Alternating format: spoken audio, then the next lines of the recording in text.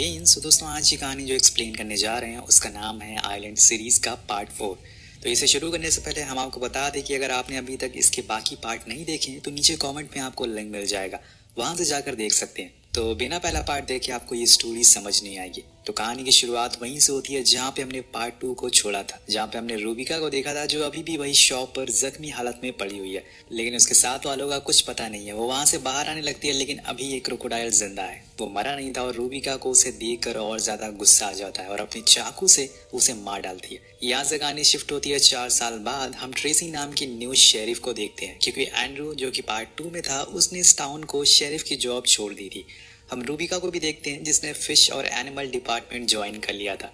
इनके साथ एक डेनिस नाम का साइंटिस्ट भी मौजूद है जो इन दोनों के साथ इस लेक में आया है एक क्रोकोडाइल को पकड़ने के लिए, ताकि वो उस पर रिसर्च कर सके। कुछ देर बाद वो लेक में कुछ मांस के टुकड़े फेंकते और उन्हें देखकर और उन्हें स्मेल करके क्रोकोडाइल पानी के ऊपरी सतह पर आ जाता और फिर रूबिका उसे मार कर बेहोश कर देती है और अपनी बोट पर रख लेती है।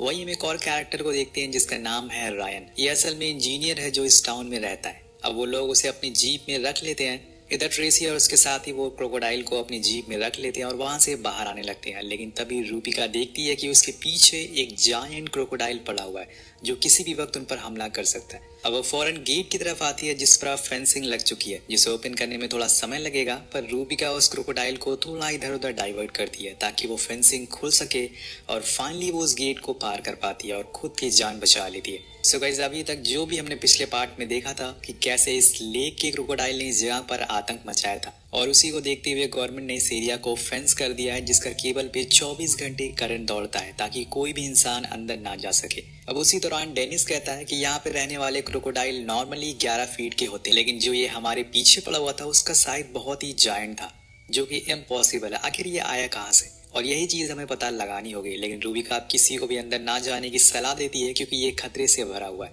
उधर हम मैक्स नाम के लड़के को देखते हैं जो असल में रायन का बेटा है, जो यहाँ पे वायर्स का काम संभालता है अपने डैड के साथ, लेकिन उसकी रायन से कुछ खास नहीं बनती क्योंकि उसकी मॉम का उनसे डिवोर्स हो चुका है, वो उनसे ज्यादा अटैच नहीं है। दूसरी ओर ट्रेसी है जो अपनी बेटी क्लोई के साथ एक पार्टी में थी जहाँ पे हम उसे स्कूल के दोस्त आते हैं, जिनसे उसे पता चलता है कि उसके स्कूल वाले उन्हें पिकनिक स्पॉट लेकर जा, जो असल में एक लेक के किनारे है, लेकिन उसके दोस्त कहते हैं कि क्लोई वहां जाने को तैयार नहीं है। तो ट्रेसी उसे समझाती है कि उसे वहां जाना चाहिए, ऐसे मौके बार बार नहीं आते, दोस्तों के साथ एंजॉय करने को, तो वो हाँ कर देती है।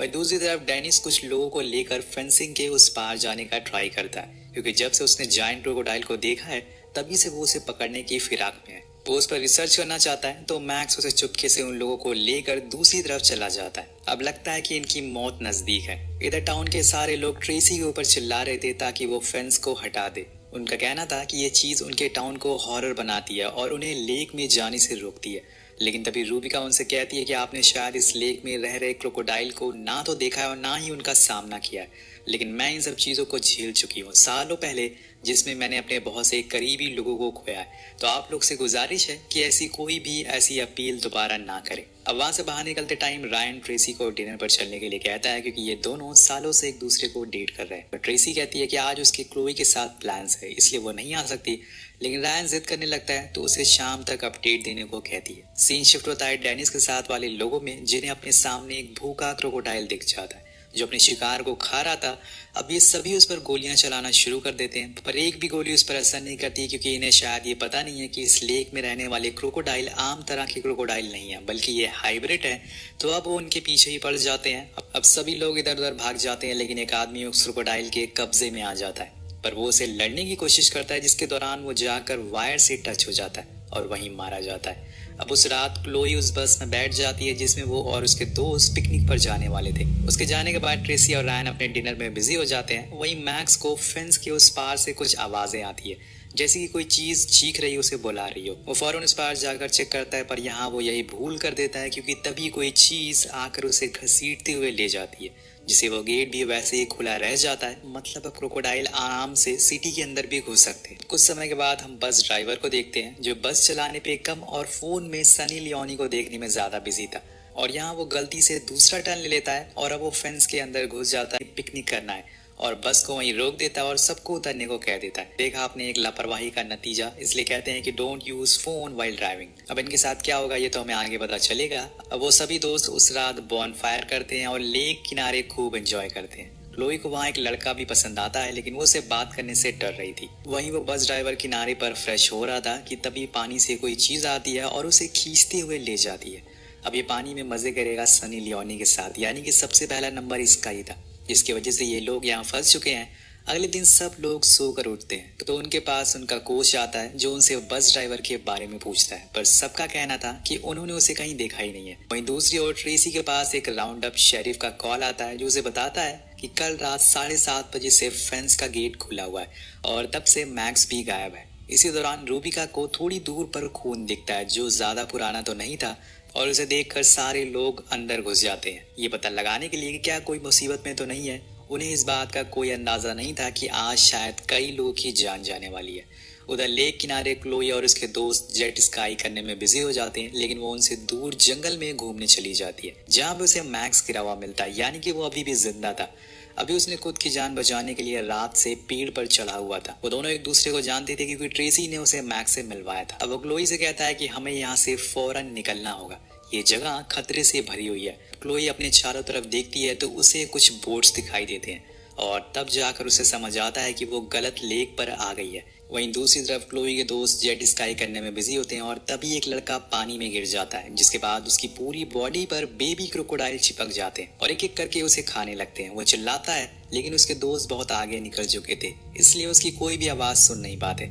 इधर ट्रेसी और उनके साथियों को एक मरा हुआ क्रोकोडाइल दिखता है जिसने अभी अभी थोड़ी देर पहले ही कुछ खाया था, जिसे चेक करने के लिए रायन उसके पेट में चेक करता है तो उसे पता चलता है कि इसने तो अपना ही बच्चा खा लिया है। जिसे देखकर रूबिका कहती है कि ये शायद फेंस की वजह से हुआ, बहुत दिनों से इन्हें कोई मिला नहीं होगा, तो उन्होंने अपनी भूख मिटाने के लिए अपने बच्चों को खाना शुरू कर दिया। वहाँ लेक के किनारे सब लोग खाना खा रहे होते हैं कि तभी कोई चीज आकर एक लड़की को पानी में घसीटते हुए ले जाती है, जिसे देखकर वहाँ भगदड़ मच जाती है। जिसके बाद क्या होना था, वो क्रोकोडाइल पानी से बाहर आ जाता और एक एक करके वहाँ बचे जितने भी लोग थे उन्हें खाना शुरू कर देता है। लेकिन कुछ खुश नसीब होते हैं जो बस में जाकर बैठ जाते हैं, जिनमें कोच, जियो और 2 लड़कियां थी।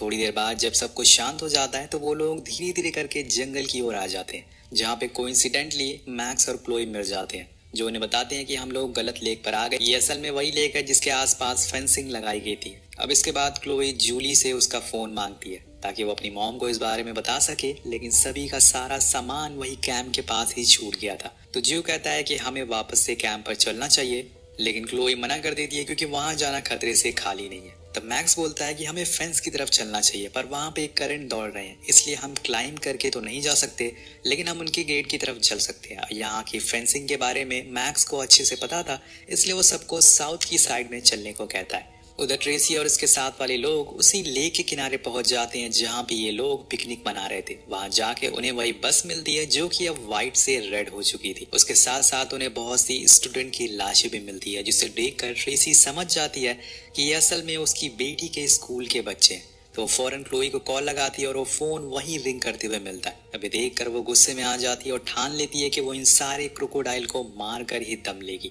यहाँ क्लोई और उसके साथियों को डेनिस और उन लोगों का कैंप दिखता है जिसके आसपास एक क्रोकोडाइल भी मिलता है जो कि एक आदमी की लाश को खा रहा था।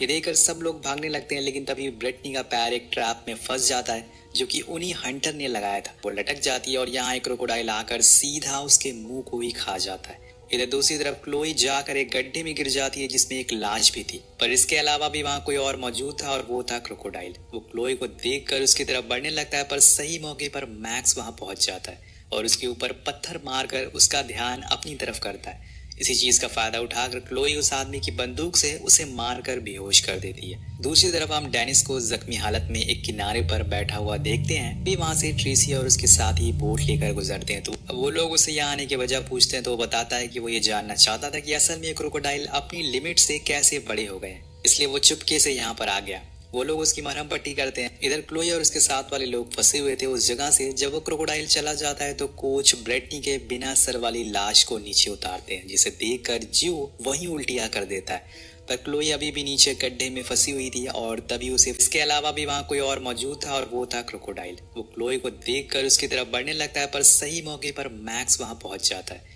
और उसके ऊपर पत्थर मारकर उसका ध्यान अपनी तरफ करता है। इसी चीज का फायदा उठाकर क्लोई उस आदमी की बंदूक से उसे मारकर बेहोश कर देती है। दूसरी तरफ हम डेनिस को जख्मी हालत में एक किनारे पर बैठा हुआ देखते हैं। भी वहां से ट्रेसी और उसके साथी बोट लेकर गुजरते हैं। तो वो लोग उसे यहाँ आने की वजह पूछते हैं तो वो बताता है कि वो ये जानना चाहता था कि असल में क्रोकोडाइल अपनी लिमिट से कैसे बड़े हो गए, इसलिए वो चुपके से यहाँ पर आ गया।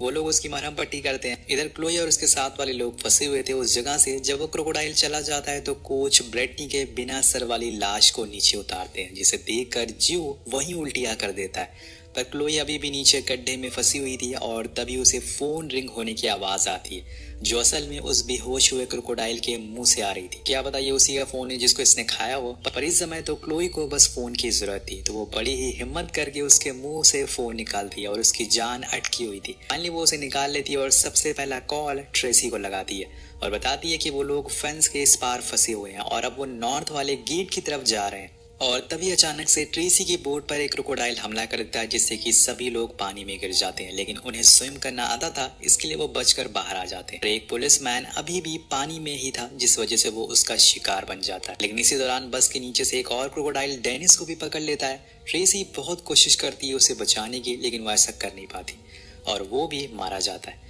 वहीं क्लोई अभी भी उस गड्ढे में थी, लेकिन तभी मैक्स आकर नीचे एक रस्सी फेंकता है, जिसे पकड़कर वो ऊपर आने लगती है। पर इतनी आसानी से कहाँ। उस क्रोकोडाइल को होश आ चुका था, वो पागलों की तरह उस पर हमला करना शुरू कर देता।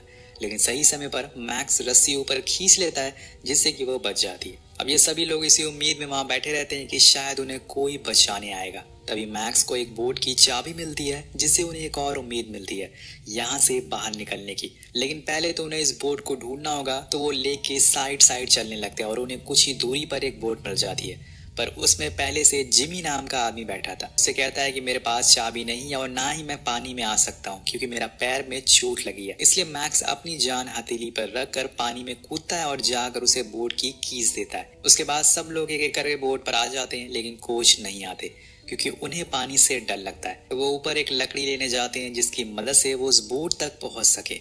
लेकिन तभी एक क्रोकोडाइल आकर उन्हें बीच से पकड़ लेता है और यहाँ वो भी मारे जाते हैं। सब लोग उन्हें देखते रहते हैं, पर कोई भी कुछ कर नहीं पाता। वहाँ रूबिका कुछ हंटर्स को लेकर अपने साथ लेक की तरफ निकल जाती है, ताकि वो उन क्रोकोडाइल्स को मार सके। लेकिन यहाँ जिमी उस लेक के बाहर निकलने के बजाय उस बोट को एंड्रयू के पुराने घर के साइड में लगा देता है। जब जी उससे इसकी वजह पूछता है तो वो उस पर ही बंदूक तान देता है और चुपचाप उनके साथ चलने को कहता है, क्योंकि उसका एक अधूरा काम है जिसे ही पूरा करने वो यहाँ पर आया है। इसके बाद वो उन लोगों को उसी घर में बंद कर देता है और खुद बाहर जाकर किसी चीज को ढूंढने में लग जाता है। और वो चीज होती है उन क्रोकोडाइल के अंडे, जिन्हें वो बैग में भर लेता है। वेल, यही वो अधूरा काम था। लेकिन वहीं एंड्रयू के घर के अंदर क्लिंटन को एक रूम में एक इंसान और जानवरों की हड्डियां मिलती है, जिसे देखकर वो फौरन और लोगों को बुलाती है। पर तब तक उस कमरे से एक क्रोकोडाइल बाहर आ जाता है और तुरंत ही उसे पकड़कर खींचने लगता है। पर सही मौके पर क्लोई एक रॉड से उस पर वार करती है, जिससे कि वो उसे छोड़ देता है और वो उसकी जान बचा लेती है। उधर रूबिका को एंड्रयू के घर के साइड में जिमी की बोट दिखती है, तो वो लोग भी वहीं रुक जाते हैं और भागते हुए घर के पास जाकर उन्हें क्लोई के साथ वाले सारे लोग मिल जाते हैं। अब ट्रेसी अपनी बेटी को देखकर बहुत खुश थी, पर इसी दौरान पानी में हम एक क्रोकोडाइल को देखते हैं, जो अभी तक का सबसे बड़ा था। लेकिन गौर करने वाली बात यहाँ थी कि उसे जंजीर से बांध कर रखा गया था। इसी दौरान वहाँ जिमी आ जाता है, जिसका पूरा नाम सुन के रूबिका उसे पहचान लेती है। तो दोस्तों, आपने पार्ट 2 में क्रॉन को तो देखा होगा। जिमी असल में उसका कजिन है और उसके जाने के बाद उसने इस जगह के सारे क्रोकोडाइल को खाना खिलाकर बड़ा किया। अब इसके आगे वो लोग और कुछ कर पाते कि तब तक जिमी मैक्स को बंदूक की नोक पर बंदी बना लेता है और सबसे कहता है कि उसे तभी छोड़ेगा जब वो उसे यहाँ से जिंदा जाने देगा। लेकिन इसी बीच वो बंधा हुआ क्रोकोडाइल पानी से बाहर आने लगता है, तो सब लोग उस पर गोलियां चलाना शुरू कर देते हैं, जिससे कि उसकी जंजीर टूट जाती है और अब वो आजाद था। सभी अपनी जान बचाने के लिए इधर से उधर भागना शुरू करते हैं। जियो अपनी जान बचाने के लिए पानी में कूद जाता है, लेकिन यही उसकी सबसे बड़ी गलती हो जाती है। अब मैक्स उसे बचाने की बहुत कोशिश करता है, लेकिन तब तक वो मारा जाता है। इसी मौके का फायदा उठाकर रायन जिमी को मार कर बेहोश कर देता है। वहीं दूसरी तरफ क्लोई, ट्रेसी, रूबिका और उसकी दोस्त सभी भागते हुए नॉर्थ गेट पर आ चुके थे, लेकिन उनके पीछे दूसरा क्रोकोडाइल पड़ा हुआ था। तो रूबिका उसके सामने बंदूक लेकर खड़ी हो जाती है और जैसे ही वो करीब आता है वो साइड हट जाती है, जिससे वो जाकर फेंस से टकरा जाता है और करंट से मारा जाता है। जिससे सबकी जान बच जाती है और सबसे पहले क्लोई जाकर अपनी मॉम के गले लगती है। लेकिन वहीं रूबिका को इस बात का अंदाजा था कि अभी काम खत्म नहीं हुआ है, क्योंकि जैसे यहाँ पर क्रोकोडाइल भरे पड़े हैं, जब जब उसकी जरूरत पड़ेगी वो यहाँ पर उनकी मदद करने जरूर आएगी। वहीं दूसरी ओर हम जिमी को देखते हैं, जिसे कि अब होश आ चुका है, लेकिन उसके पास जो भी अंडे थे वो सब फूट चुके थे। और ऐसा होते हुए एक फीमेल क्रोकोडाइल उसे देख लेती है, जिसके बाद क्या होना था वो आपको पता चल ही गया होगा। वही हम देखते हैं कि जो भी लोग फेंस के करीब थे उन्हें बचा लिया जाता है। इस बात से सभी लोग बहुत ही खुश होते हैं। कहानी के आखिर में हम एक लड़की को लेक के किनारे जॉगिंग करते हुए देखते हैं, जिसके रेडियो में बताया जा रहा था कि अब लेक प्लेसिड में एक भी क्रोकोडाइल नहीं है, तो आप सभी वहां जाकर एंजॉय कर सकते हैं। लेकिन तभी ये क्रोकोडाइल आकर उसे खा लेता है, यानी कि ये कहानी यहाँ खत्म नहीं होती। आपको क्या लगता है कि क्या रूबिका और इसके साथ वाले लोग इन्हें कभी पूरे तरीके से खत्म कर पाएंगे? गाइस, अगर आपको देखना है 5वां पार्ट तो जल्दी से 500 कमेंट पूरा